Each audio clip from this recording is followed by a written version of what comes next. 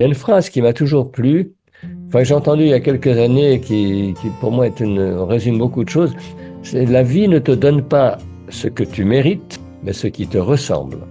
Et ça, je l'ai pris pour moi parce qu'au fond, ça rejoint tous les grands mantras de la prise de conscience. Au fond, le monde que tu crées est en miroir de ce que tu fais, quoi, de ce que tu es, quoi. Et c'est vrai qu'il y a des gens qui se bagarrent beaucoup, qui en donnent beaucoup et qui n'ont pas ce qu'ils méritent. Mais ils se bagarrent peut-être pas au bon endroit, peut-être pas de la bonne façon.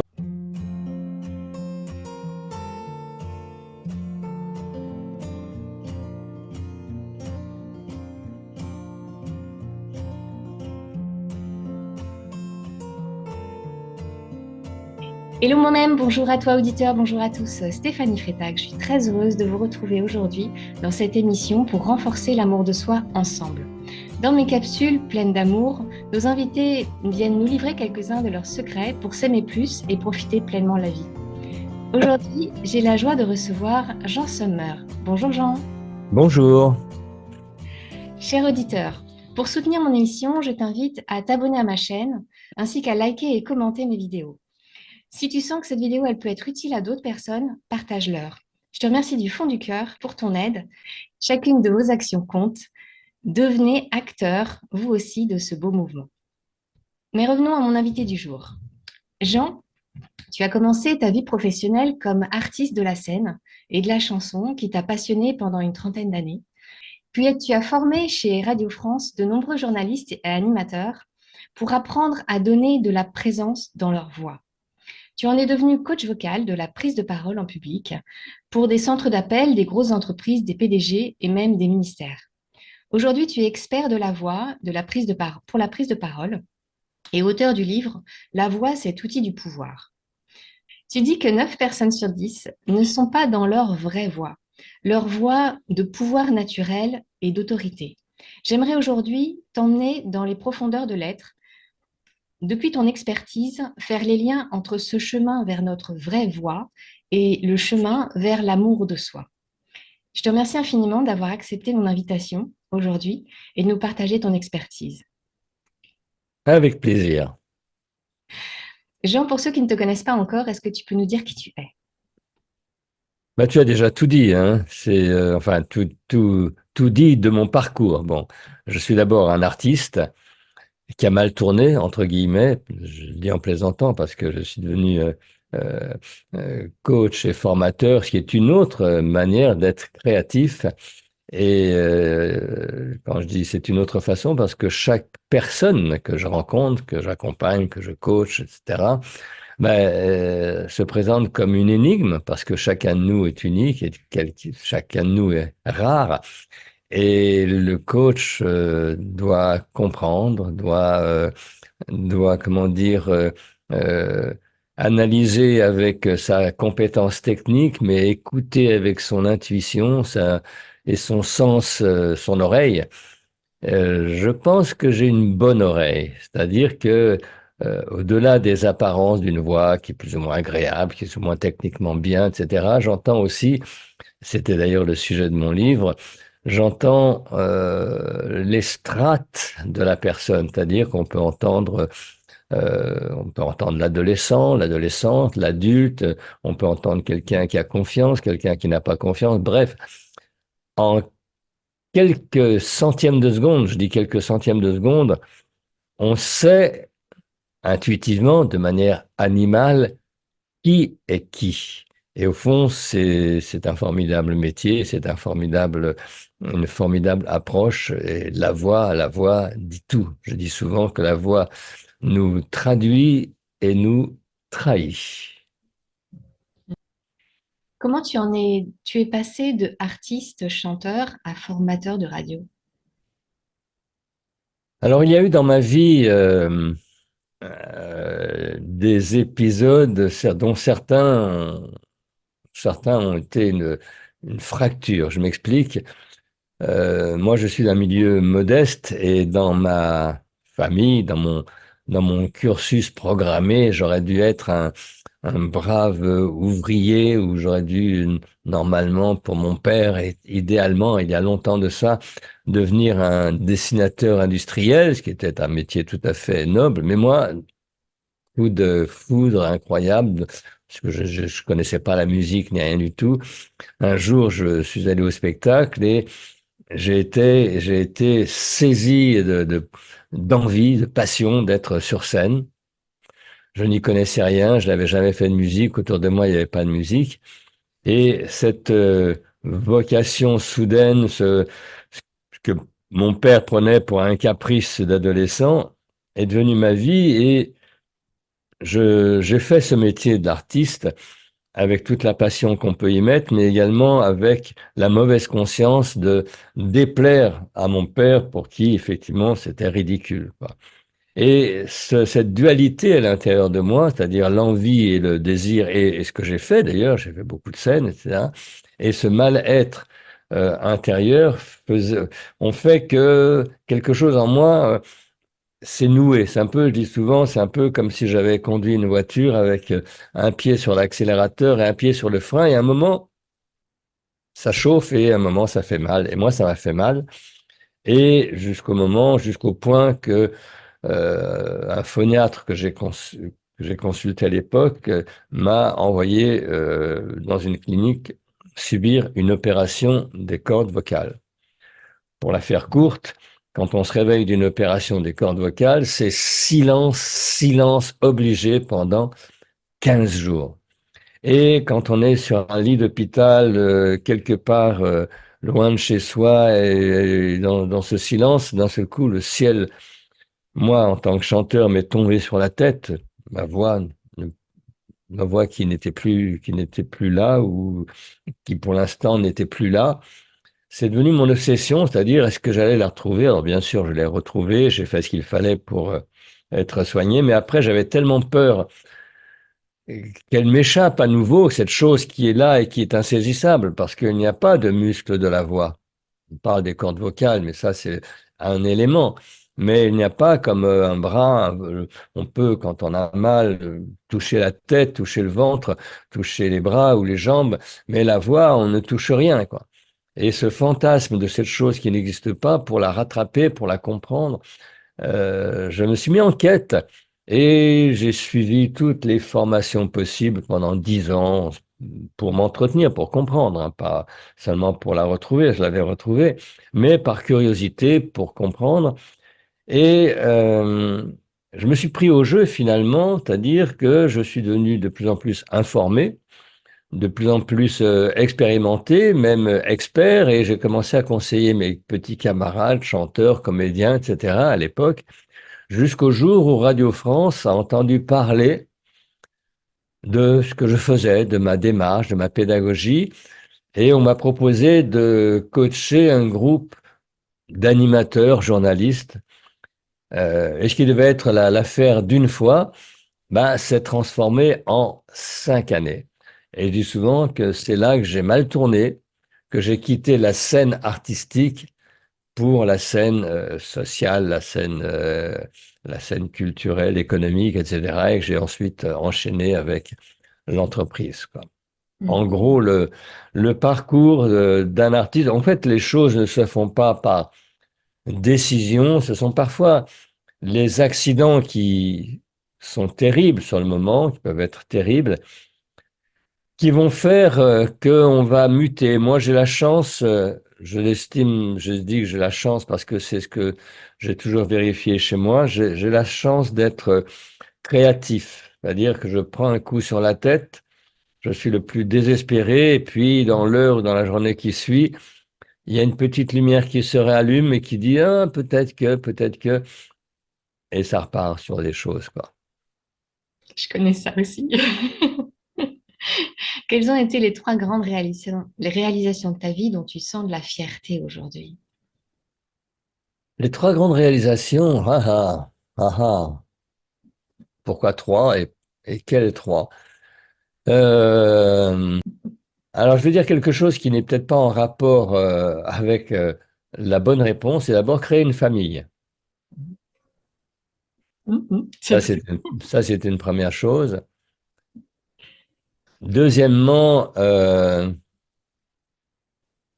être un artiste. C'est-à-dire que j'ai vraiment poussé, je me suis vraiment investi, et moi qui venais de nulle part, d'un monde très très loin, je suis allé très très haut dans l'estime des gens. J'ai beaucoup tourné avec Jean Ferrat, je suis passé en première partie de Brassens, j'ai beaucoup tourné moi-même sur mon nom dans le monde entier.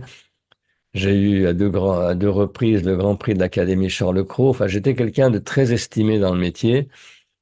Euh, mais il y avait effectivement ce frein en moi qui m'a certainement court-circuité quelque chose qui aurait pu aller plus loin. Il n'y a pas de regret.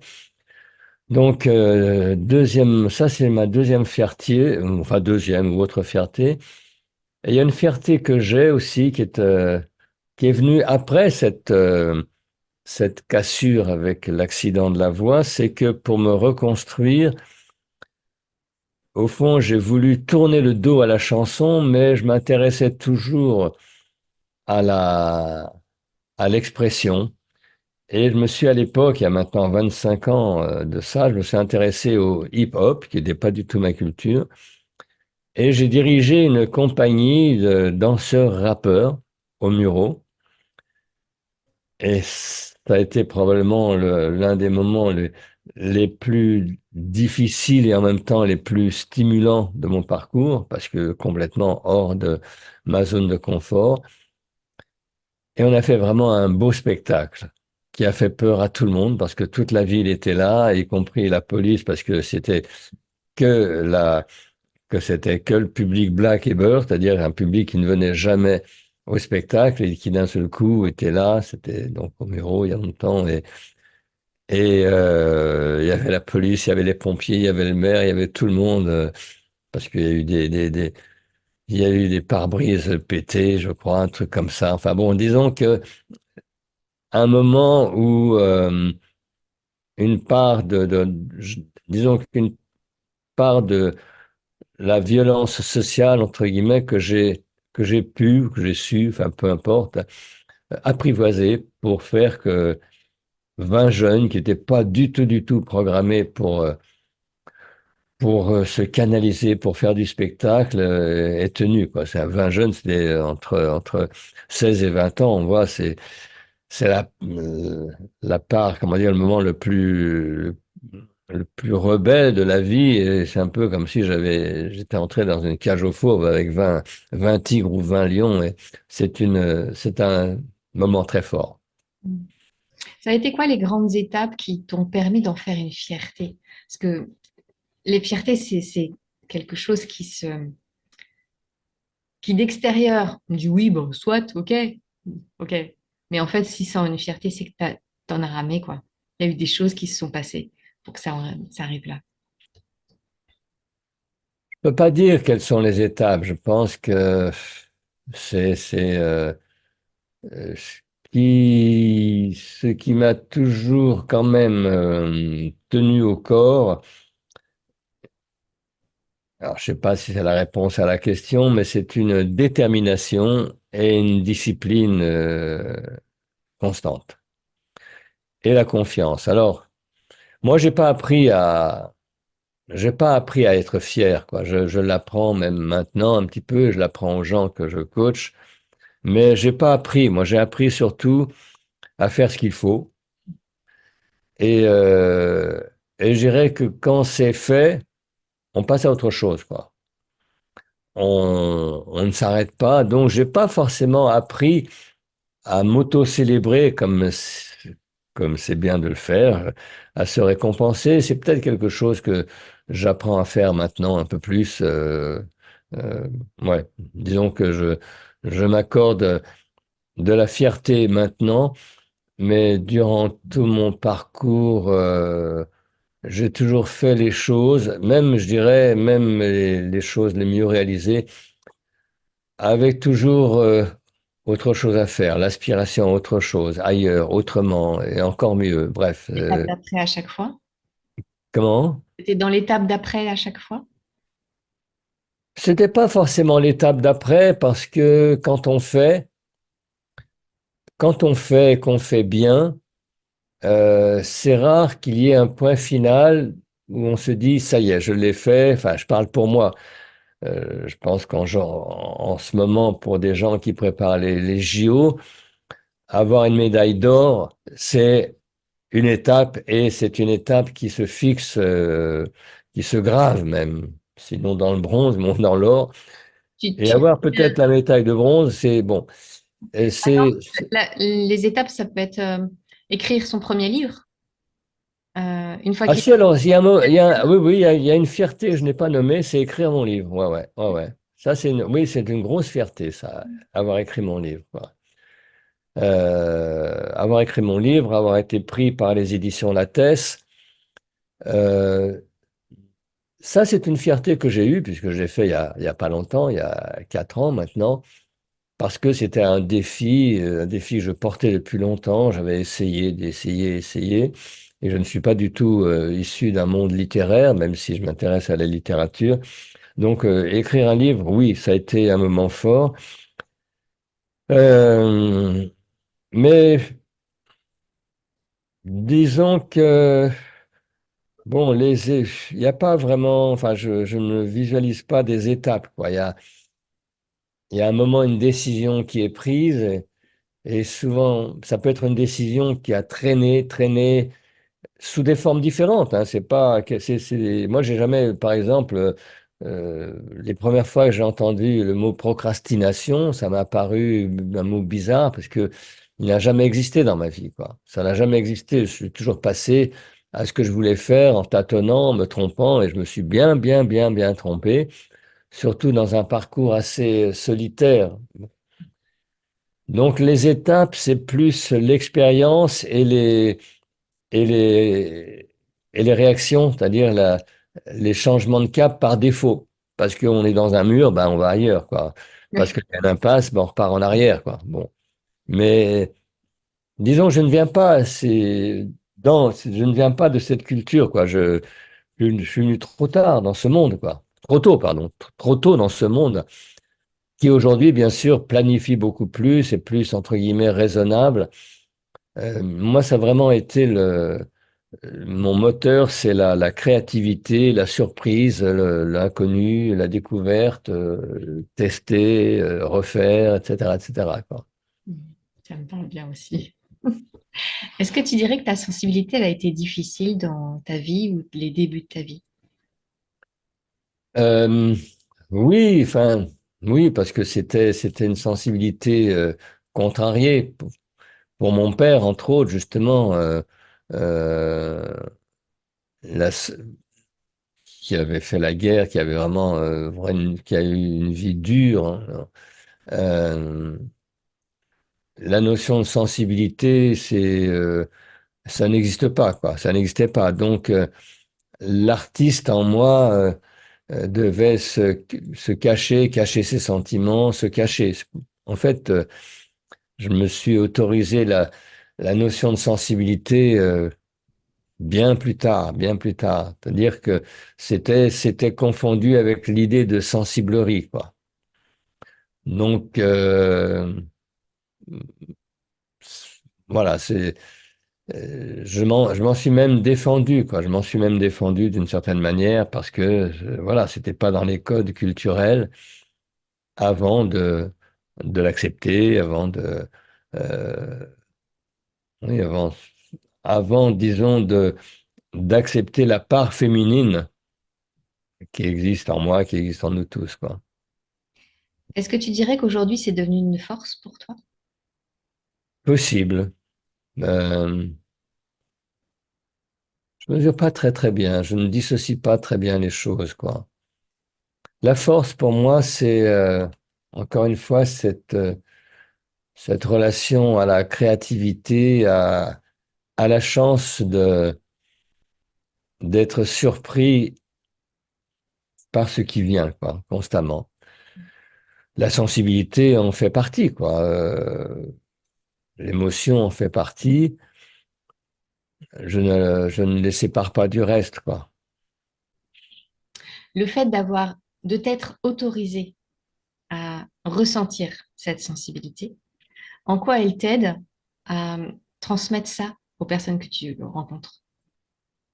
Ça m'aide à mieux entendre les autres, quoi. disons qu'effectivement, en ayant accepté de m'écouter sur certains plans, j'entends mieux ceux que j'accompagne et euh, je peux les aider à débloquer des choses plus profondément, plus subtilement, en leur donnant les outils qui vont les aider à ça. Ce sont des outils physiques, on est très très peu dans le mental, on n'analyse pas vraiment. Euh, donc ce que j'entends chez moi, mais depuis des années, et surtout depuis que je suis formateur, je l'utilise pour les autres et je l'entends chez les autres, quoi. Ça t'a donné une sensibilité pour pouvoir connecter à ces Alors, personnes. disons que là, je reviens à la musique, oui, on peut dire sensibilité, mais on peut dire oreille aussi. Je pense que j'ai une intuition, une oreille qui vont de pair, quoi. Et bien sûr, qui dit oreille, qui dit écoute, bah, dit émotion, dit couleur, dit tout ce qui compose une personne, quoi. Cet arc-en-ciel. Ouais, ouais, ouais. Dans notre société, beaucoup d'entre nous ont du mal à s'aimer pour tout l'être parfaitement imparfait qu'ils sont. T'en es où, toi, sur ce chemin d'acceptation et d'amour inconditionnel? Écoute, en ce moment, disons qu'avec le temps, avec l'âge, ça va bien. Il est temps. Je dirais que il est temps parce qu'effectivement, beaucoup de gens ne vont jamais atteindre ça. Le, le, le paradoxe, c'est justement, tu disais au départ que j'entends chez les gens que beaucoup de personnes ne sont pas dans leur vraie voix, ce que j'appelle leur vraie voix, c'est-à-dire centrées. Et moi, je n'étais pas non plus dans ma voix en tant que chanteur. Enfin, je disais que j'étais dans ma voix, mais j'étais dans une voie une voie de pratique comme ont tous les gens. Et je n'aimais pas. Je trouvais qu'elle était trop haute, trop gamine, trop gentille, trop ceci, trop cela. Beaucoup de personnes ne sont pas, enfin, j'entends que beaucoup de personnes ne sont pas dans leur vraie voix, c'est-à-dire que, au fond, la voix, c'est comme le diapason de la personne. Et je fais, comment dire, une différence entre ce que j'appelle la voix sociale, la voix qu'on a tous socialement, que tout le monde a développée, et la vraie voix qui est la voix du corps, quoi. Ça n'est pas que l'autre, la voix sociale n'est pas bien, mais c'est une voix de composition qui a retenu toute la gentillesse, les précautions, les parasitages de la culture, plein de choses qui font que beaucoup de voix sont sympathiques, etc., mais sont pas dans leur centre. Je dis ça en rapport avec le fait de s'aimer et le fait d'accompagner les gens, de, au départ, moi qui n'étais pas du tout, qui n'était pas du tout, entre guillemets, légitime. Moi, j'ai pas de diplôme, hein. J'ai un BEPC, quoi. Bon, c'est loin, hein, c'est même pas le bac, quoi. Et le fait de coacher les gens, de les accompagner et d'entendre, de les aider à s'incarner, ça m'a également aidé, moi, à m'incarner, quoi. C'est dans un... Et disons qu'aujourd'hui, je m'aime dans ma voix qui est ce que je pense être la vibration de ma vérité, quoi. D'ailleurs, beaucoup de gens me renvoient que ça fonctionne bien, que c'est agréable, etc. Et moi aussi, ça m'est agréable. Et c'est un peu comme si, effectivement, j'étais bien chez moi et je l'entends. Je n'en suis pas fier comme ça, mais j'en suis, comment dire, heureux parce que c'est un matériau qui me va bien. Quand je dis ce matériau, c'est la voix, mais ce que je peux exprimer à travers elle, c'est-à-dire effectivement ma personne, mes ressentis, mes émotions et ma manière de pouvoir dire aux gens, écoute, ça serait bien que dans ta vie, tu sois le patron de ta parole, le maître de ta parole, sans que ce soit ni arrogant, ni m'as-tu vu simplement être dans ta plénitude et on l'entend dans une voix. Alors bien sûr, pour beaucoup de gens, pour 99% de la population, on va me dire, oui, mais moi, j'ai pas de problème de voix. Et je dis, bien sûr, vous parlez depuis l'âge de 5 ans, bon, personne n'a de problème en soi. Ça se pose pour des gens qui, à un moment donné, veulent prendre la parole, veulent effectivement s'exposer, et à ce moment-là, cette voix devient un outil, un vecteur, un média. Et effectivement, dans ce cas, il y a une question de cohérence. Des fois, on me dit oui, mais bon, il suffit d'être sincère. Je dis oui, on peut être sincère, mais sincèrement emmerdant. On peut être authentique, oui, mais on peut être authentiquement emmerdant, quoi. Hein. C'est pas, il y a cette petite différence justement avec, on va dire, l'alignement intérieur. Et l'alignement intérieur, c'est pas que dans la tête être simplement sincère, c'est du souffle, c'est de la posture, c'est de la colonne vertébrale, c'est de l'os, c'est du muscle, c'est de l'air, quoi, tu vois. Donc, pour revenir à la question, là, je me baladais dans tous les sens. Oui, je suis content d'être aujourd'hui dans une voie VOIE et VOIX qui me va bien. Est-ce qu'il y a eu un moment dans ta vie où tu as senti un changement, où tu t'es choisi, où il y a eu cette bascule? Tu nous as parlé de ce qui s'est passé à l'hôpital, mais c'est peut-être pas forcément celui-là. Non, celui-là, c'était un moment, entre guillemets, de crise, j'allais dire de victime. Tu as subi en tout cas. C'est un moment d'effondrement, parce que là, on est dépendant des autres. Des moments de bascule, de changement, en fait, j'en ai eu beaucoup, quoi. J'en ai eu beaucoup parce que ce que je te disais tout à l'heure, c'est qu'à chaque fois que j'ai pris un coup sur la tête, et j'en ai pris, et j'en ai pris, et j'en ai pris, derrière, il y avait un rebond qui n'était pas qu'un rebond mécanique, qui à chaque fois m'interrogeait, quoi. Et de petites interrogations, ça fait travailler, quoi. Est-ce qu'il y a un moment plus fort? Il y a un moment fort, bien sûr, c'est quand tu as un enfant. Ça, c'est un moment très fort parce que, surtout quand c'est un moment choisi, parce que tu n'es plus l'enfant ou l'adolescent, même si tu as 50, 60, c'est que d'un seul coup, tu es l'auteur, le père, l'accompagnateur, le responsable d'une nouvelle vie. Et d'un seul coup, si tu es lucide, tu comprends que tu es vraiment responsable, pas. Jusque-là, tu peux vivre ta vie, faire des nuits blanches, boire, etc., etc. Et puis un jour, tu as un enfant et tu deviens responsable, quoi. Et ça, c'est un moment très, très fort. Indépendamment, bien sûr, de rencontres que j'ai pu faire, mais encore une fois, bon, j'oublie peut-être parce que j'ai pas forcément une très bonne mémoire, mais ouais, j'ai l'impression que j'ai plus fonctionné par rebond, rebond, rebond, ou comme dirait l'autre, de coup de pied au cul pour faire court, quoi. Ah oui, ah oui, ah Toujours oui. avancé. Ah oui, bah oui, oui, oui, oui, oui. Ouais, ok. C'est un petit peu ça. Mais des coups de pied au cul transformés. C'est ça le Oui, truc. voilà. C'est des coups de pied au qui t'ont permis de faire les trois pas de devant plutôt que de t'écrouler. Voilà, et puis les trois pas devant en conscience, c'est-à-dire pourquoi il m'a mis un coup de pied au cul, finalement c'est quelqu'un qui m'aime bien ou qui ne m'en veut pas, euh, ou c'est vrai il y a bah, ce qu'on vit tous en tant qu'entrepreneurs, comment dire, les ratages ou les contrariétés, j'ai fait ça, c'était bien, et pourquoi ça ne marche pas mieux? Il y a une phrase qui m'a toujours plu, enfin, que j'ai entendue il y a quelques années, et qui pour moi résume beaucoup de choses, c'est la vie ne te donne pas ce que tu mérites, mais ce qui te ressemble. Hmm.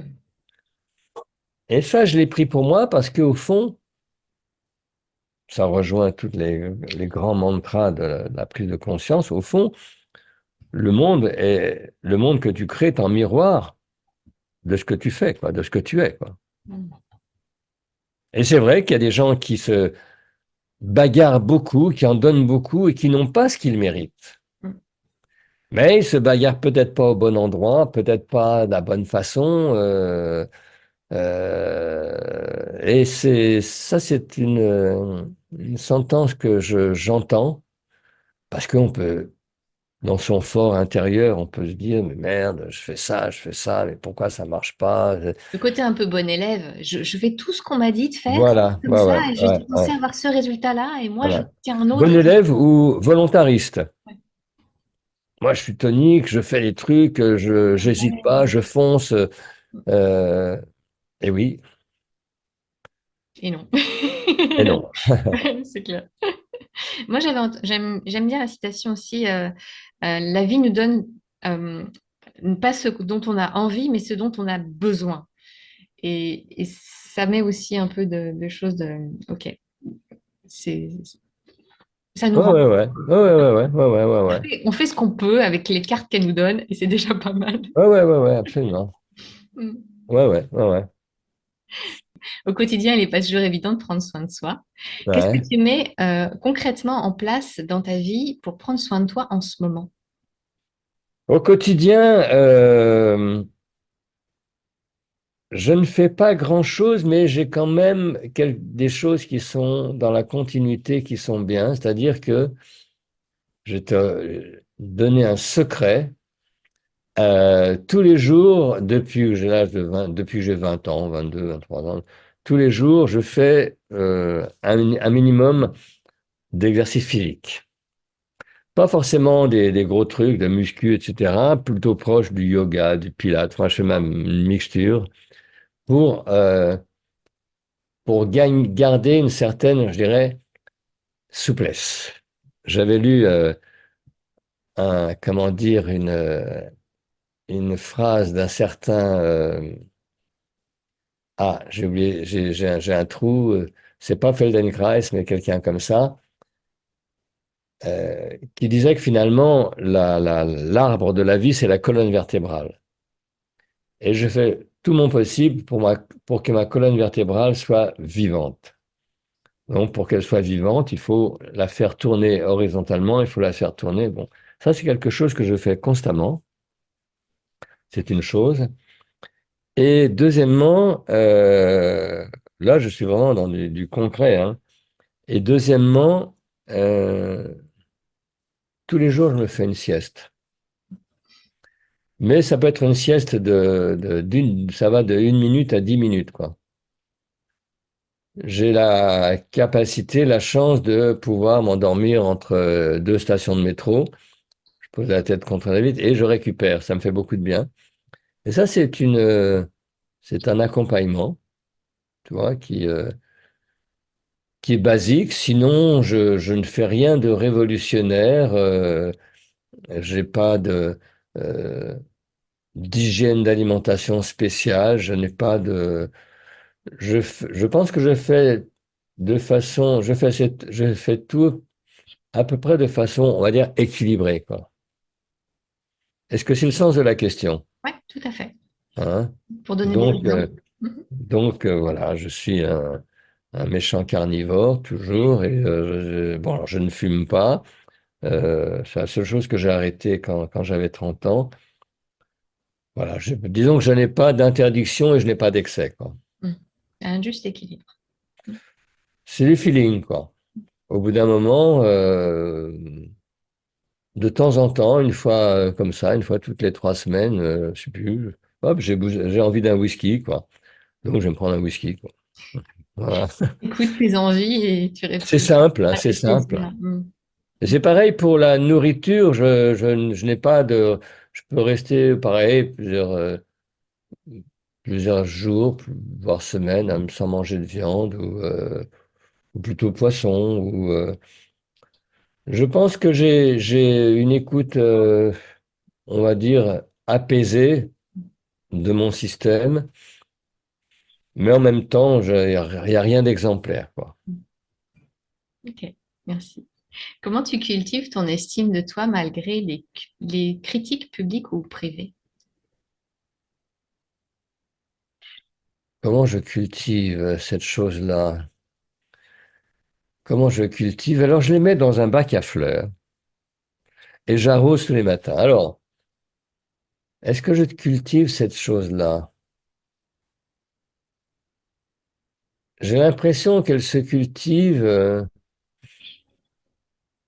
dans mon... Je sais pas comment dire. Qu'elle se cultive dans la confiance que j'ai, encore une fois, dans mon inspiration. En fait, il n'y a pas de jour qui passe sans que j'ai des idées, j'ai des choses qui arrivent tous les jours. Des fois, je me lève le matin, avant de faire quoi que ce soit, il faut que je prenne une note, il faut que je prenne des trucs, il faut que j'écrive quelque chose. Comme j'avais écrit des chansons, là, c'est des textes. Et en fait, ça m'emmène, quoi. J'ai pas le temps de m'interroger sur mon humeur, euh, je suis comme emmené, quoi. Alors, je vais poser la question autrement. Tu me parlais tout à l'heure des coups de bâton euh, qui te sonnent et qui te font avancer ou les coups de pied dans les fesses. Comment tu fais à ce moment-là pour pas t'écrouler? Disons que j'ai des choses basiques qui vont me... Je suis comme tout le monde, je peux avoir des jalousies, des petites jalousies, des trucs comme ça. Donc je vais prendre de la hauteur et je vais essayer de relativiser, quoi.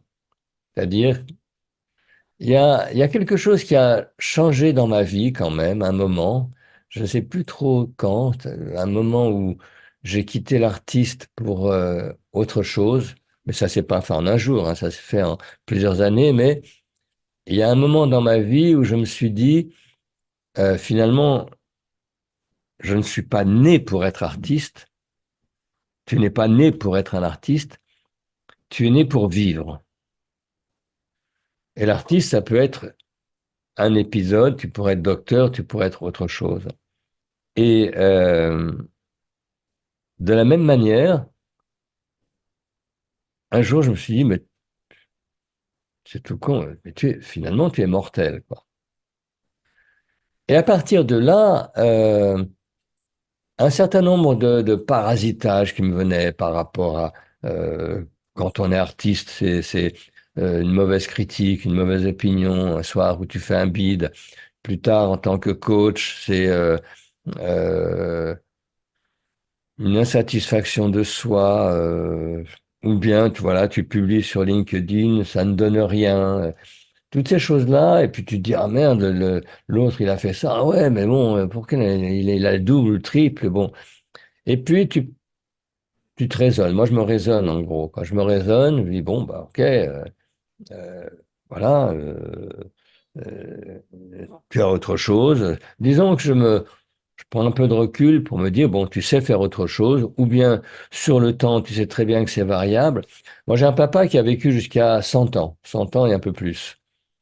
Et je me souviens, à sa façon, il me disait, oh, il s'encourageait tout seul. Pourtant, il y a, il y a un peu de ça, quoi. Il y a pas, alors, maintenant, j'y mets un petit peu, comme j'ai évolué, j'y mets un peu de visualisation, de respiration. Disons que euh, je me, j'arrive à relativement à faire le tour du propriétaire en me disant, bon, bah, quoi, il y a une porte qui est restée ouverte, il y a un truc qui fait courant d'air, bon, bah, tu vas fermer la porte et puis tu passes à autre chose. Disons que j'arrive à ne à ne plus entrer dans quelque chose qui m'aspire, quoi. Donc, je peux avoir des moments de blues, etc., mais je les connais pas. On est des vieux amis, quoi. Ils sont entrés sur la pointe des pieds. Je dis, bon, bah, prends un fauteuil, bah, tu veux prendre ton verre de cognac, tu te poses là. T'as le blues, ah oui, t'es triste, bah oui, d'accord. Oui, oui, oui, oui, je comprends. Bah, serre-toi, puis tu peux. Et ça se Ça résout. passe. Oui. À l'amiable, ça se résout. Ouais. C'est chouette. En conclusion, quel secret la vie t'a apporté que tu souhaiterais léguer à ce monde? Oh là là là là, oh là là là là là là, oh là là là là. Euh, J'aurais envie de dire, fais ce que tu peux et ne t'emmerde pas. pour faire court. Fais ce que tu peux, parce qu'au fond, on ne fait que ça. On ne fait que ça. Y compris les gens qui battent des records, et y compris les gens qui ne font rien ou très peu par rapport à ce qu'ils voudraient. Alors, ensuite, à tous les cas, mais en fait, on fait ce qu'on peut, quoi. Ça, c'est une chose. Et y compris quand on fait des trucs incroyables. Moi, souvent des gens, oui, souvent des personnes dans le passé m'ont dit par rapport à mon parcours d'artiste, hein, qui était quand même très honorable, des gens qui auraient aimé chanter, faire un parcours, etc., oser aller devant le public, aller devant les lumières, etc., dire, oh là là, mais toi, tu as été courageux, non, c'est vraiment super. Et je dis, mais non, moi, j'ai jamais été courageux. J'ai fait ça parce que je pouvais pas faire autrement. C'est-à-dire que j'en crevais, quoi. Donc, malgré toute ma timidité du monde, malgré tout le poids de mes complexes, de trucs, fallait que j'aille dans la lumière. Il fallait. Donc, il n'y a pas de courage. Je l'ai fait, j'ai tremblé, et je l'ai fait. D'autres font des choses incroyables sur d'autres plans, et je respecte et j'applaudis. Et en même temps, d'autres font des choses beaucoup plus modestes dans leur coin, font pas de bruit. Chacun fait ce qu'il peut, je pense. Mais c'est vrai que derrière, il y a beaucoup de culpabilité, beaucoup de fantasmes. Et, euh, je dirais, ne t'emmerde pas, c'est-à-dire arrête de dire du mal de toi, quoi. Les autres s'en chargent. Il y aura Fous-toi au toujours moins, quelqu'un pour en dire, de toute façon. voilà, sois au moins ton meilleur ami ou essaye de l'être, parce que les autres, de toute façon, vont faire le job, quoi. Je sais pas si la conclusion est très honorable euh, mais voilà. Fais ce que tu peux et ne t'emmerde pas. Ça m'est venu comme Super ça. efficace. Il n'y a pas besoin de trucs complexes, en fait, hein. C'est simple et c'est efficace. Et c'est ça qui est encore plus savoureux. Merci Voilà. beaucoup, Jean, pour tout ton partage, pour tout ce que tu nous as livré. Toi, auditeur, j'espère sincèrement que tu y trouves des clés sur ton propre chemin pour avancer vers cet Mais amour de toi, vers toujours plus d'écoute de toi, de où tu en es, d'apprendre à te soutenir au quotidien. J'ai hâte de lire en commentaire tes prises de conscience, tes cheminements personnels, tes questionnements. On sera là pour y répondre. Merci beaucoup. Oui, Jean? j'ai encore une chose à ajouter. C'est vrai que pour les gens, parce que là, tu m'as interviewé sur moi, j'ajouterais que pour toute personne, alors ça c'est important, qui s'interroge, que ce soit par rapport à son comportement, sa vie, sa voix ou toute autre chose, faites-vous aider. Ça, par contre, faites-vous aider parce que entre ce qu'on tourne en boucle dans sa tête et qui prend le temps, parfois on y arrive, parfois, et ce qui est vu par quelqu'un d'autre d'extérieur, qui est compétent, c'est un gain de temps et d'énergie énorme. Donc je le dis vraiment à toute personne qui veut progresser par rapport à un objectif, faites-vous aider. Moi, j'aime beaucoup cette image de qu'on est très mauvais juge pour soi-même et qu'il y a un élément qu'on est incapable de voir par soi-même, mais qui saute aux yeux aux autres, c'est notre nez. Et les autres sont hyper capables de nous dire, mais c'est ça ton problème, alors que nous, on est incapable de le voir. Comment dire, c'est le début d'un post que je prépare pour LinkedIn. Il commencerait d'ailleurs par il y a quelque chose en vous qui vous dépasse, que vous ne pouvez pas voir parce que vous êtes à l'intérieur. Alors que on se voit dans le miroir, mais on ne se voit pas comme les autres nous voient. Et souvent, les gens nous voient autrement ou souvent plutôt favorablement parce qu'on a tous des qualités. Mais bien sûr, à l'intérieur de soi, on est plutôt comment dire, dans le commérage, commentaire un Je petit dirais peu, la même chose. voilà, et on ne voit pas ce qui dépasse de nous. Et c'est vrai que quelqu'un qui est extérieur, mécaniquement, c'est même pas exceptionnel, mécaniquement, va nous voir différemment et il va nous voir comme la société nous voit, comme le monde nous voit.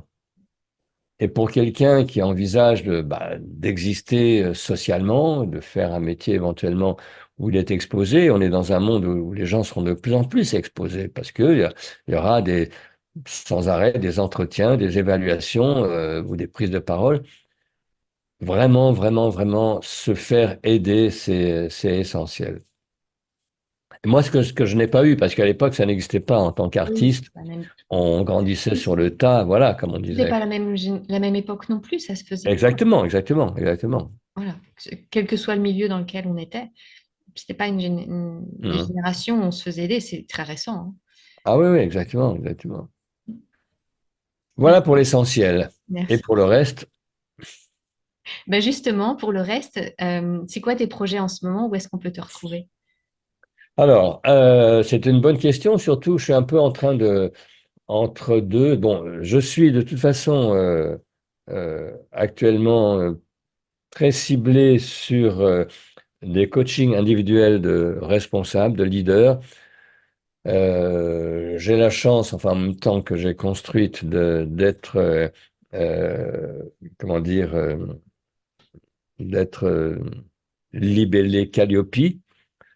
Donc j'ai beaucoup de gens qui viennent par le CPF, qui sont des directeurs, des managers, etc. Donc je coach des gens vraiment intéressants, de qualité.